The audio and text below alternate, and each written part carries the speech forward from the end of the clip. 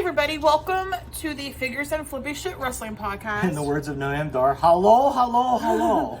Where we discuss wrestling. We talk about WWE, AEW, NXT, just the things that we liked or disliked.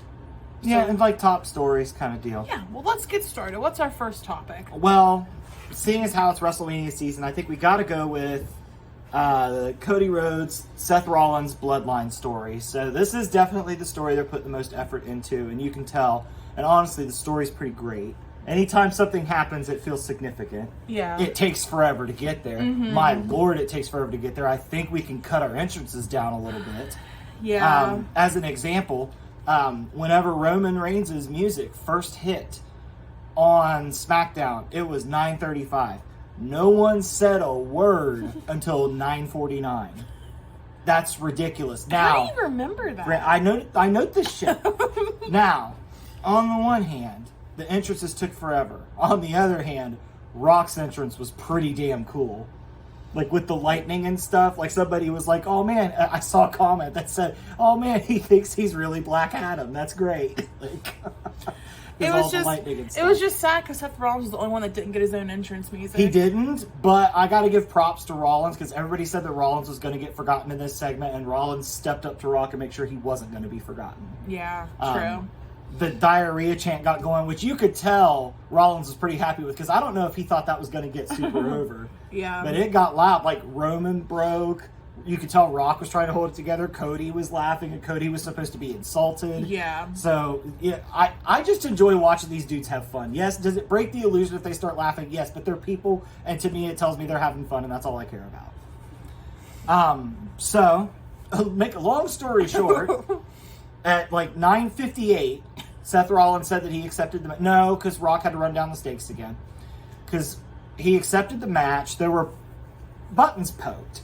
So Cody started by poking Reigns and saying, why is Rock making the stipulations when he acknowledged you? Mm-hmm. And then Rock comes back and asks why Roman asks why Rollins is allowed to make decisions for Cody. So it's just like, it's funny because Roman comes back with that same argument, but I think Roman's argument held less weight because Cody pretty much implied on Raw he was accepting the challenge. So maybe it was just Roman lashing out being like, what about you kind of deal, but... Probably. I don't know. It's not worth looking into because the segment was great and the show actually went off the air after Cody slapped Rock and everybody was so upset. It ended so quickly. Well, that's what everybody was saying. They were like, they were so upset because they were like, it just cut off after that. And I felt the same way. I was like, man, the entrances really made that segment cut short. And then I started looking online and people were like, no, this is the stuff WCW used to do. They ended on a cliffhanger. Yeah. WWE played if you want to see the rest of what happened, we'll probably put it on social media. Yeah. That's smart. I can't fault them for that strategy. Yeah. Cannot fault them at all for that, especially when one of their champions is Logan Paul. Like, it writes itself. Yeah. So yeah, this story's cooking and we've still got a month to go. Yeah.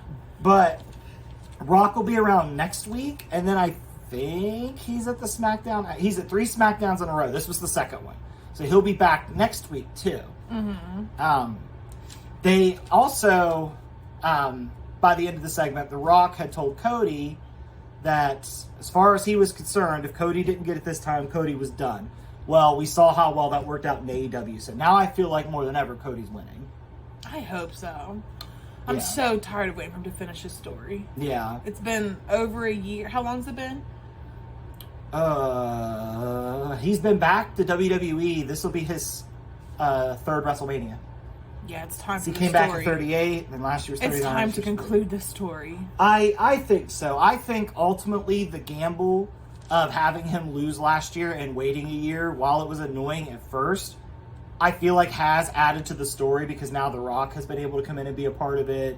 And it's kind of given Cody some fuel where everybody's like, you fucked up last time. What makes you think you're going to finish it this time? I guess. I would still prefer to be over last year, but okay. I mean, I guess, yeah. I think if it ends this year, it will work out. If he loses again at Mania, I think this story is going to lose all kinds of steam. Yeah. I don't think Cody will last another year that way.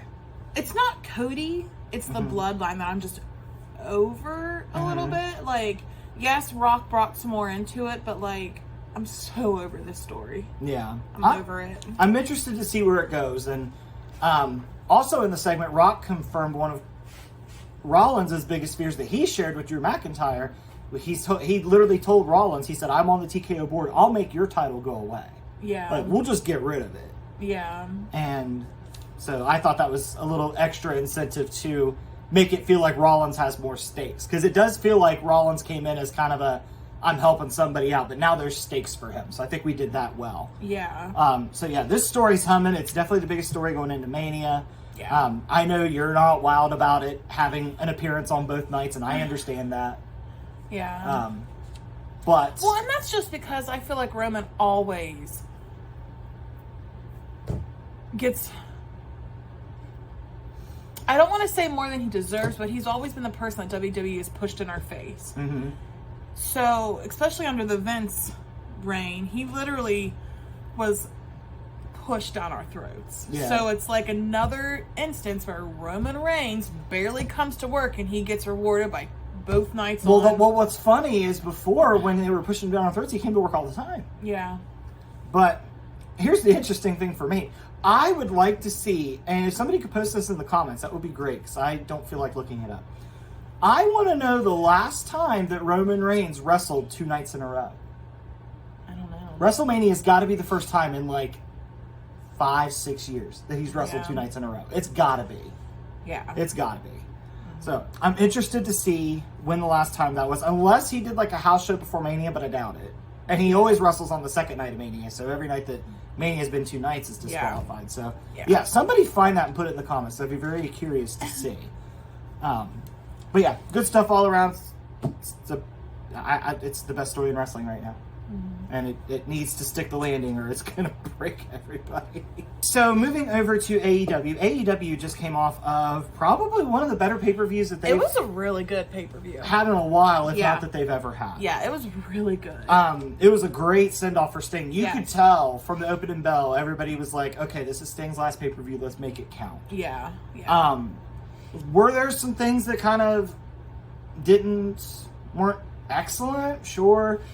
I know a lot of people kind of dumped on the women's match. They said that Purrazzo and Toni Storm really didn't have that great of chemistry. I just don't think their match was laid out in a way to like it felt like it was laid out like a cool-down match. Yeah. Which, it sucks that the women got that spot. Literally the only women's match on the card got that spot, and it was a championship match. We need to stop that, or Mercedes Moné is going to walk away again. Mercedes Moné's already said that she expects to be back in WWE one day, so I get the feelings that Mercedes doesn't trust Tony's women's booking. I wouldn't. I wouldn't either. I wouldn't at all. What's a shame is and I don't like to compare the two, but honestly, I feel like at WWE's NXT women's roster is great, but if they had AEW's women's roster, they would kill it. Yeah. Because that there's a good roster there. There is. That's just not booked the way it needs to be. Yeah. But there's a lot of very talented women in AEW, and I think their booking overshadows that. And there are some that have made improvements. Julia Hart's come a long way. Sky Blue's come a long way. Yeah. And they've got stars there. Statlander, Willow Nightingale. There's a lot of stars there. Jamie Hayter, whenever she comes back. Whenever she comes back. Yeah. Like, it's pretty crazy that they've evolved to the point where when they all first signed, Britt Baker was the standard, and now Britt Baker's kind of... I saw an interesting comparison to this. You won't like this comparison, but I think it's an interesting comparison. That Britt Baker has become the Nikki Bella of AEW. When she was around and she was the focus, she was the best thing they had going, but as time's gone on and the women have improved, she's now toward the back of talent.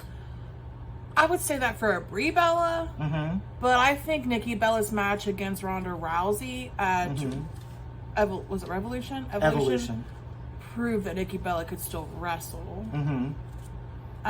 I don't like that comparison because Nikki Bella was around the times where women were sex objects. Mm-hmm. That's when they started out. Contender. I think a Natty would fit more. Natty was great in her time, but now she's not, compared to the other woman now, her skills don't shine as bright. Yeah. Okay. Fair enough. Yes. Fair enough. We'll make that comparison. But anyway, the All-Star Scramble happened. Wardlow won that. That was another match that a lot of people dumped on. And a lot of people dumped on Jericho for that one. I don't know why. It seems lately here it's popular to dump on Jericho. What was wrong with that match? A lot of people thought it was botchy. It was kind of messy. I mean, I thought it was fine. I didn't mind it. I thought it was fine. My favorite match was probably Eddie Kingston and Bryan Danielson. Those two just killed each other. My favorite match was probably Sting's match. Yeah. Oh, I forgot about Ospreay and Takeshita. Yeah. That's my second favorite match. My favorite match was just because it was Sting's send off. Yeah, and man, did they do right by Sting. And I think it's very wholesome that it came out that the only person in that building that wanted Sting to lose his last match was Sting himself. Yeah. And everybody was just like, no, we're not doing that. We understand that's how you believe it should work, but we're not doing that. Yeah. And I think that was absolutely the right call. I think Sting losing would have really... I think the crowd would have seen it coming. I still think it would have deflated them a little bit. Because it was to the Bucks. Yeah. And the Bucks absolutely did not need the shine of beating Sting. They're going to be fine moving forward. Yeah. Especially that they have a new friend, which we'll talk about here in a little bit. But yeah, Revolution itself I thought was a great pay-per-view. I thought, most of the matches hit where they needed to hit. I really enjoyed it. And the Dynamite that came out after was pretty fire. So it had stories. I know the biggest complaint was that the AEW doesn't have stories. Well, if you go back and watch the Dynamite show, because I kept track, every single thing that they showed on Dynamite had a story with it. Yeah. Even the one where I was like, oh, this is random, the Riho and Statlander. Yeah, that ended up tying into a story because Statlander lost the match because of Stokely. So everything had a story on Dynamite, which was nice. It made it feel more cohesive. Yeah. And that flowed better. And it had the new layout, the new stage setup. The tunnels are back. Yes. I liked the heel and the face tunnel. Yeah. I like that. So yeah, AEW's got a bright future ahead of it. On Dynamite, Swerve completed his face turn.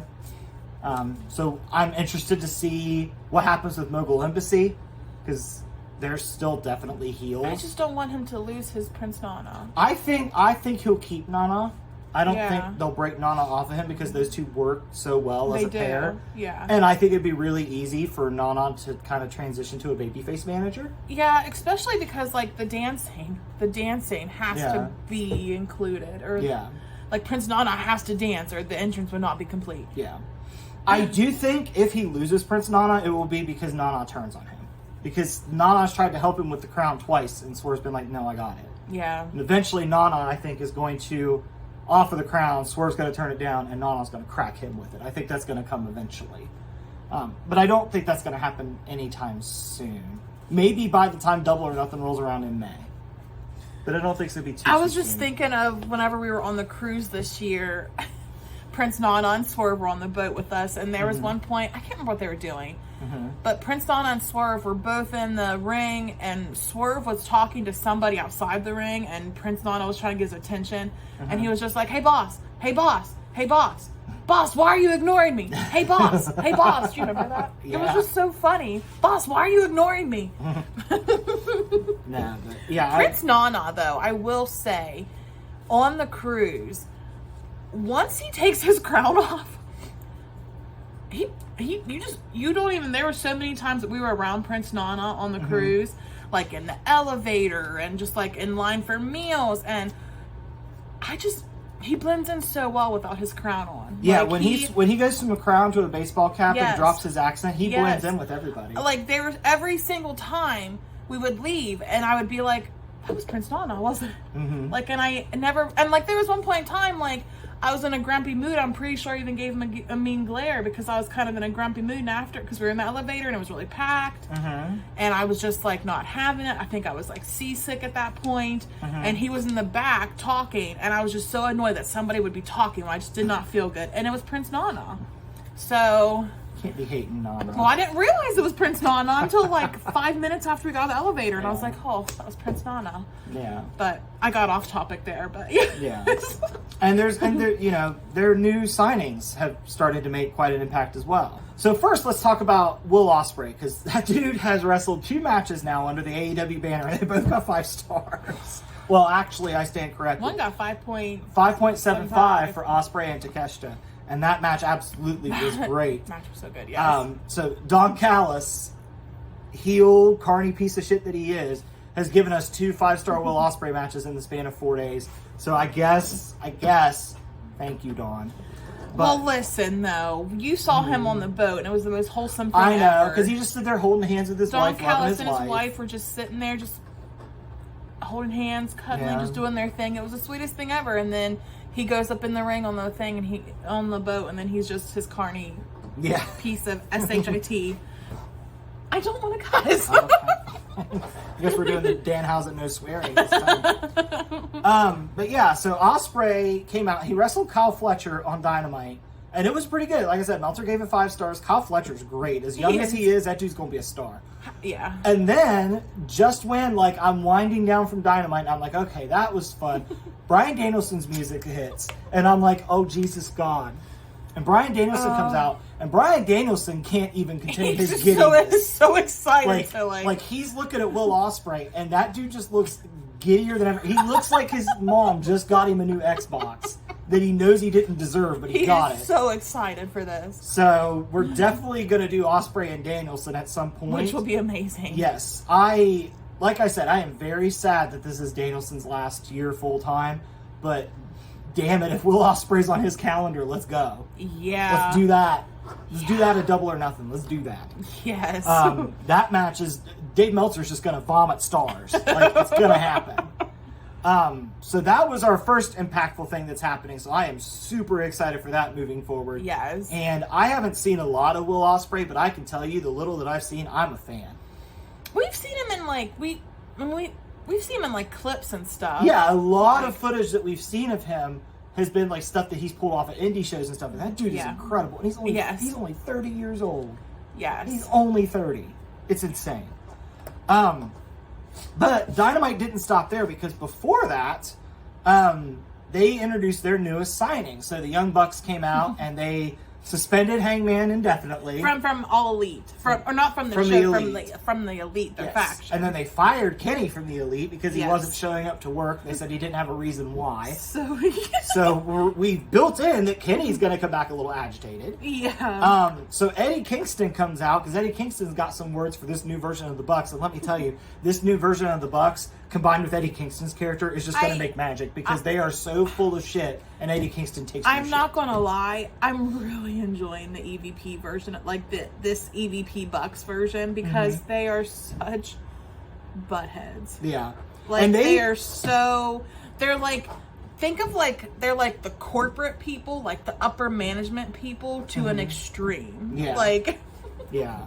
And I like how they took the... they lost to Sting, but they used it to their advantage, because they were like, yeah, it was unfair, though. He had his family, but either way, Sting's gone. Like, that was a great way to spin it. So then that's what drew Eddie Kingston's ire, and he comes out, and he just wants to punch somebody in the face. Of course. So they're kind of stepping to him, and then you hear the coin flip, and out comes Okada, which everybody had suspected was going to happen. He looks very snazzy. Yeah, he feels like a big deal. He does. He feels like a big deal. He's kind of like, to me, when he came out, he kind of felt like New Japan's Cody Rhodes. Kinda, yeah. Like, he was just... complete with the bleach blonde hair. Yes! So Okada goes out there, and I forget sometimes how large Okada is. He's a unit. Yeah. So he gets out there, and he decides that he's gonna help Eddie Kingston in theory, but then as soon as they start to get going, he hits Eddie Kingston with a Rainmaker, and now Okada is the Bucks' new best friend. Which I think will be very fun. Yeah, so what we've done is we've kicked out Hangman, which I think Hangman's taken time off. Yeah. So we've kicked him to the curb. They kicked out Kenny while Kenny's healing. So whenever Hangman and Kenny come back, they've got built-in feuds with Okada. Yeah. Which is good. That's going to be great. Kenny Omega and Okada, yes, please. I kind of feel like what they're going to angle for eventually is the Bucks and Okada against Hangman, Kenny, and Kota Ibushi.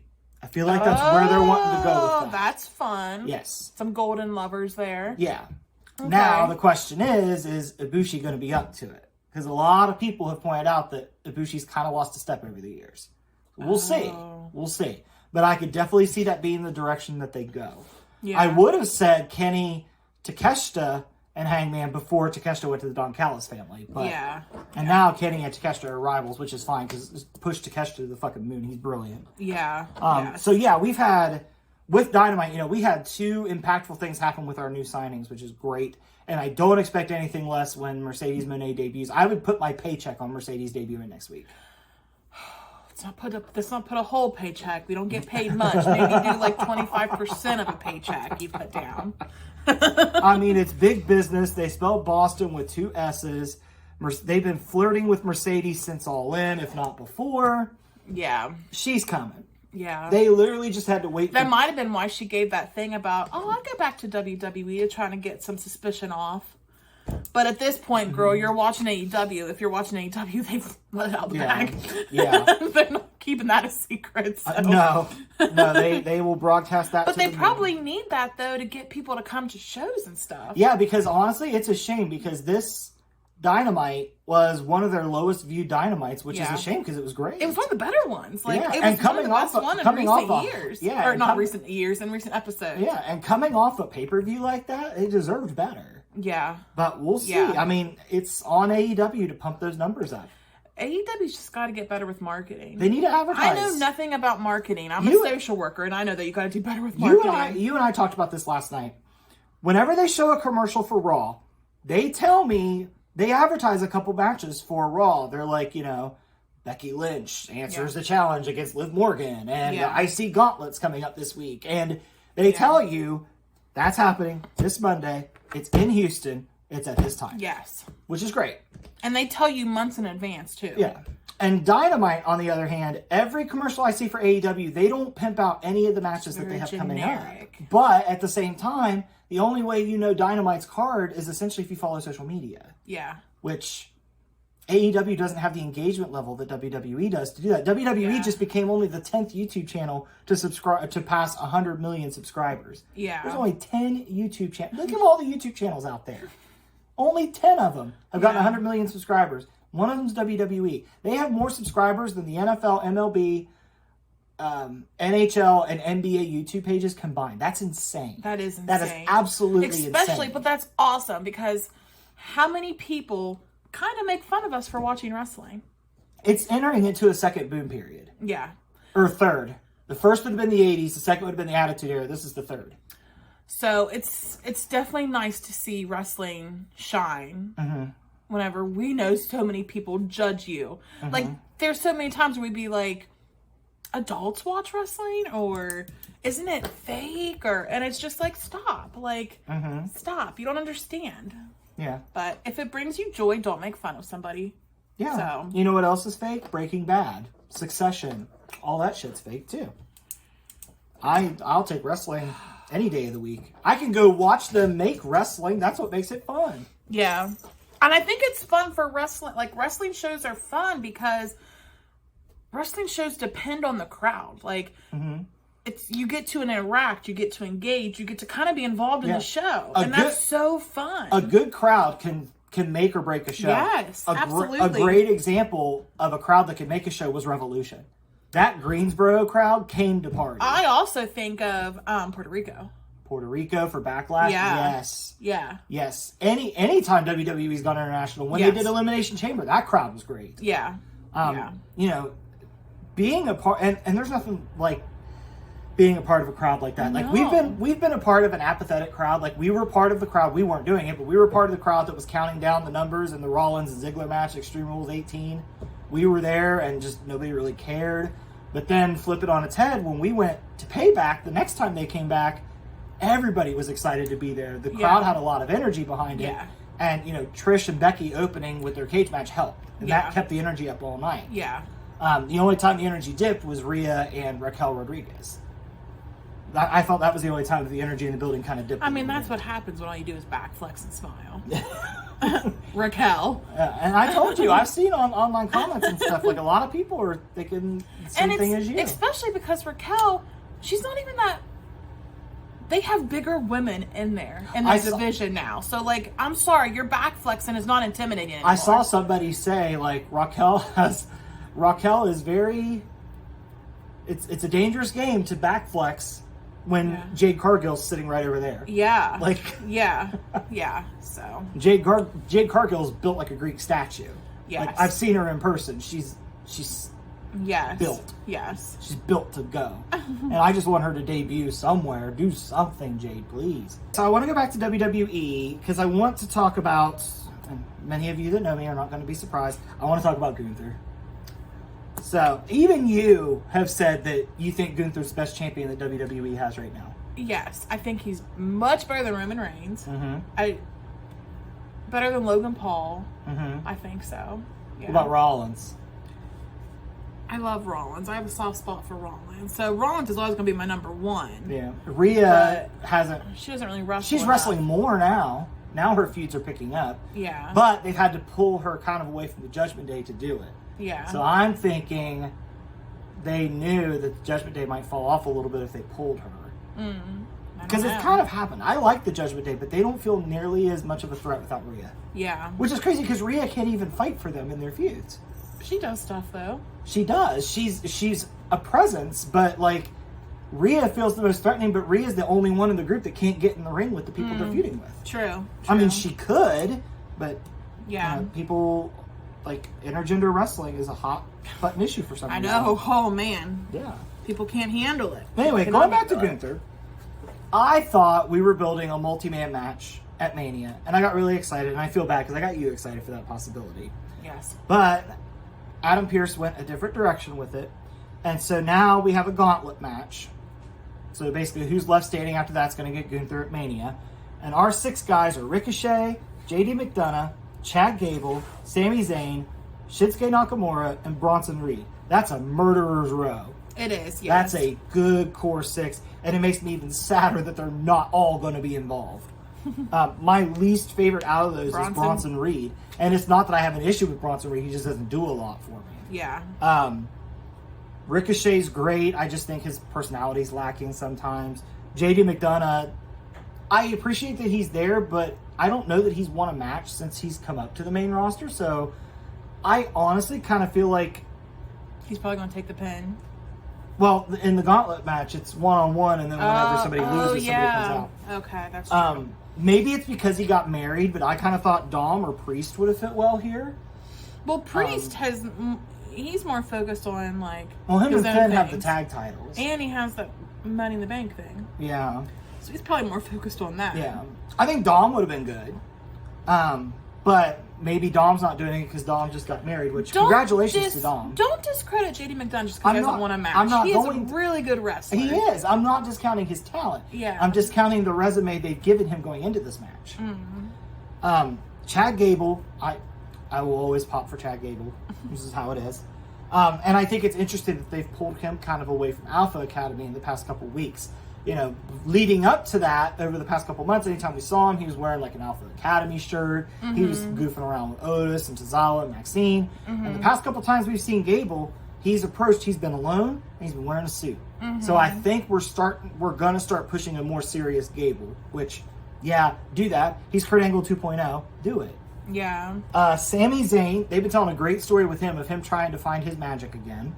You know, he's the dude that went on a losing streak, and now he's kind of finding his way back. And, you know, Sami Zayn is a great perennial underdog. That's what he does best. Yes. Shinsuke Nakamura is also somebody that hasn't won a lot, but he comes across menacing enough. His promos make him seem lethal. Yeah, it does seem like that Shinsuke could pop off at any minute and beat somebody. Yes. And Bronson Reed he's a pretty destructive force. He doesn't lose very often. Yeah. Also, congratulations to Bronson on his baby. So yeah, that's a great 6 that we have going there. Man, would I love for all of them to be in like an intercontinental ladder match. But whoever comes out of this, my personal guess, Sami Zayn. Yeah. Is going to get Gunther at Mania, and I don't think Gunther's going to lose. I hope not. I don't either. I don't want him to. I saw some people thinking that this whole Judgment Day thing with Gunther is going to lead to Priest cashing in on Gunther. Don't do that. No. Don't cash do in on that. Cody Rhodes when he wins. That makes the most sense. I want that to happen. That makes the most sense. I want Cody to be able to finish his story, but I want it to be taken away from him. It's evil. Who do you think's going to win? I guess Sammy. You think Sammy's going to win? I guess. Out of everybody else, I guess. I doubt Ricochet will win. I doubt... Yeah, because Ricochet's just coming back. Yeah, I doubt JD will win. I doubt Shin will win. I doubt... I'd probably Sami Zayn. He seems the most likely. Yeah. But I hope that they do something with those other guys. Yeah. Especially Gable. Especially Chad Gable. I just don't see Chad Gable winning. No, I don't think the story's there for him to win. I think the story's there for Sammy to win. But I would love to see them do something with Gable. Like, do, like, some kind of, like, Battle Royals are so generic, but have him win a Battle Royal at Mania or something. Give Gable a moment, because the dude's had a hell of a year. Yeah. And his promos have been getting good, too. Yeah. Because I especially like the line when he confronted Gunther, and he just, he keeps pushing the narrative of you made my daughter cry, but I really like when he told Gunther, I can't wait to take that smile off your face and put it on my daughters. That was a good line by Mr. Gable. That was good. I liked that. He said that, and I was like, oh, Gable, spicy. I like it. But yeah, I think the gauntlet match will be fun. Like I said, really wish it was all of them at once and Gunther, but that's just not how Gunther operates. Yeah. All right, so let's talk about NXT. So NXT had their Roadblock TV special this week, and it was pretty eventful as well. It started out the Asylum match with Dijak and Gacy, and it kind of feels like those two are done feuding. Yeah. Because Dijak kind of stepped to Josh Briggs a little bit, because Brooks Jensen wants to go challenge Obafemi. I think Brooks Jensen is going to get killed. Oh, yeah. But I respect where he's going. But the two major things that we took out of Roadblock is, number one, Roxanne Perez has gone full heel. Yes. Because after the tag match with Tatum Paxley and Lyra and the Kabuki Warriors, Roxanne came out and she just murked Lyra. Sent Lyra to the hospital. Like, I don't know why she needed a stretcher for her arm. So dramatic. Yes. And everybody looking like she wasn't going to make it. Like, it's just very dramatic, which... It's one of the things I love about wrestling is stuff like that can be so dramatic. They even had Shawn Michaels at the ambulance. They all just looked so scared. I was like, she just said her arm was out of socket, guys. Like, yeah, that's it. Like, pop that fucker back in and go. I watched Shayna Baszler do that in a match. Like, she went to a ring post and just, I'm good to go. But Shayna Baszler is also tougher than probably 90% of the people on the planet, so... I wouldn't want to mess with her. No, I wouldn't. The greatest joy I ever got with her, though, was at that NXT live show, and she was a heel, and she walked by me, and I got to boo her to her face. That's the most enjoyment I've ever gotten, I think. Yeah, and if she would have shot you, you would have instantly backed Oh, hell yeah. You'd have been like, because Rhea Ripley, whenever she was at NXT, literally posed right in front of me at an NXT live show, and she intimidated me so much, I just stood there staring at her with my mouth open. Mm-hmm. She just kind of, I wonder if she had to be like, this stupid girl, and just like jump down. I doubt that. She was probably like, oh man, I am scared. But anyway, the other big thing, which I know thrilled you, Trick's back. I know. Because it was like, again, Carmelo and Tony D'Angelo were fighting to get to see who would face Ilya.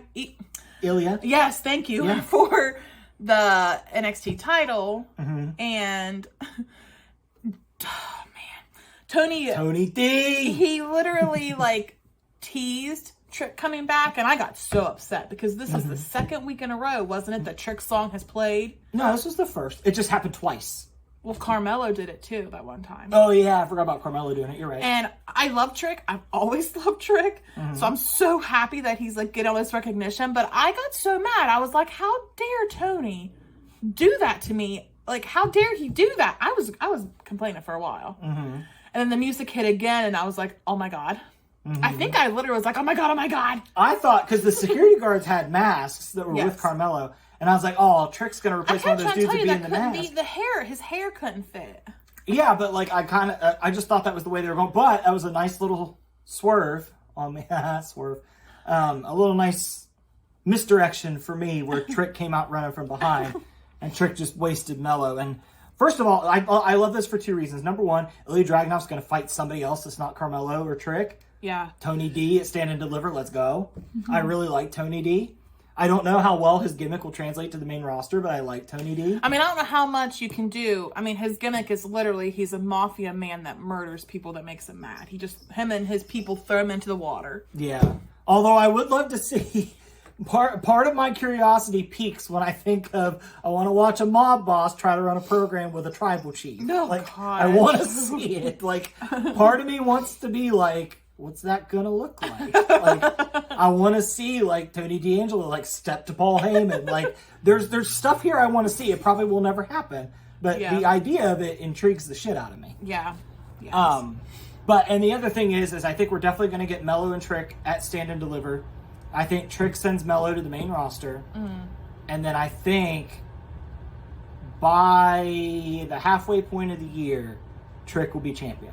Probably, because he is so over, like, with the fans and with, like, the people behind the scenes. I think they will hot shot the shit out of Trick this year, and Trick will debut after Mania 41. Yeah, I could see that. I think that will happen. And I think when he gets to the main roster, he's going to be huge because he's already gotten a huge main roster pop. Yes. When he came out to help Carmelo on SmackDown. Yeah. So the main roster crowd's ready for him. The main roster crowd, you know, they have really started to take to NXT people and notice who they are and like where they're Tiffany coming from. Stratton. Yes. So yeah, let's talk about Tiffany Stratton. Tiffany Stratton debuted 2 weeks before Elimination Chamber, something like that.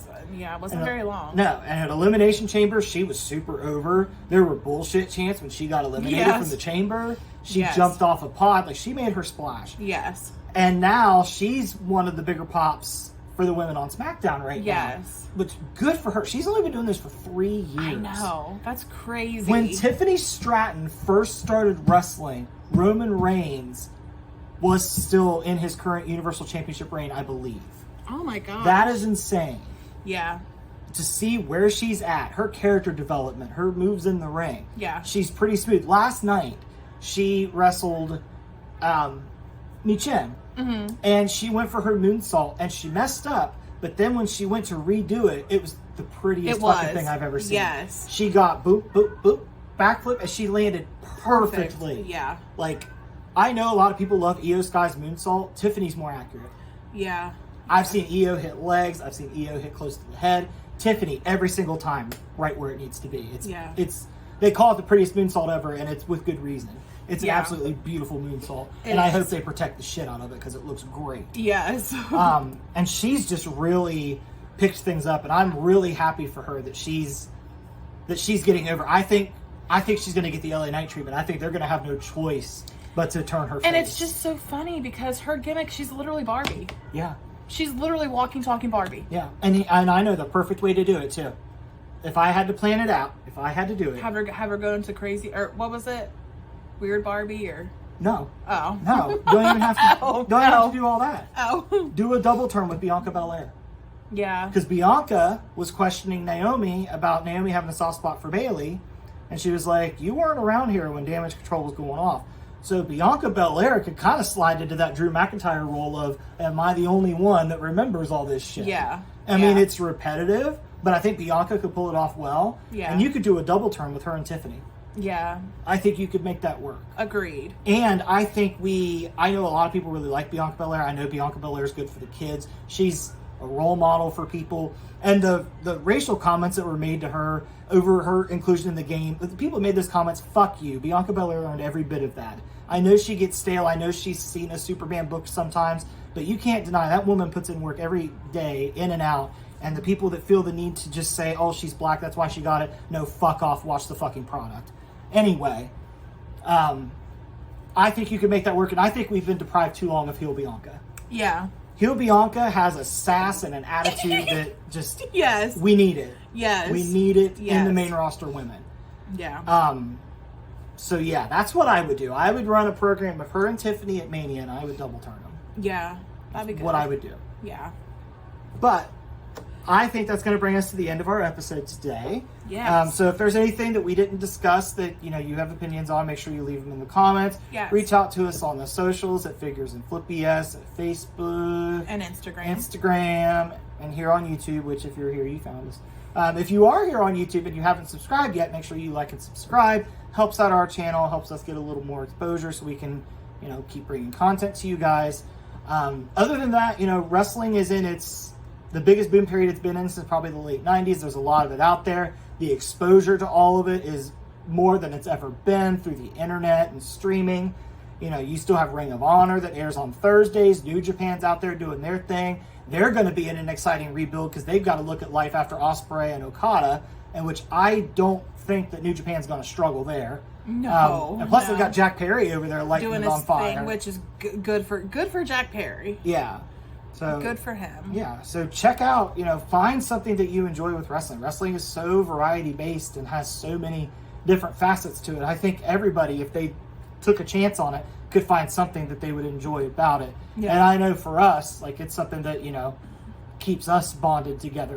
Wrestling is sometimes the glue that holds our interests together, because you and I have wildly different interests, but we always come together with wrestling. Are you telling me you don't love Taylor Swift and Bravo shows? You mean to tell me you've never read a Batman graphic novel? But that's going to do it for today. So hit us on the socials, give us that like and subscribe, and we'll see you guys next week. Next week. Yes, next week. I was going to say, why are you questioning this? I was thinking of your obligation you had next week. Oh, yeah. But we should be able to still do the video. Yeah. So we'll see you guys next week. Later. Did you like that video? Like, subscribe, and comment to the Figures and Flippy Shit Wrestling Podcast. Oh, yeah.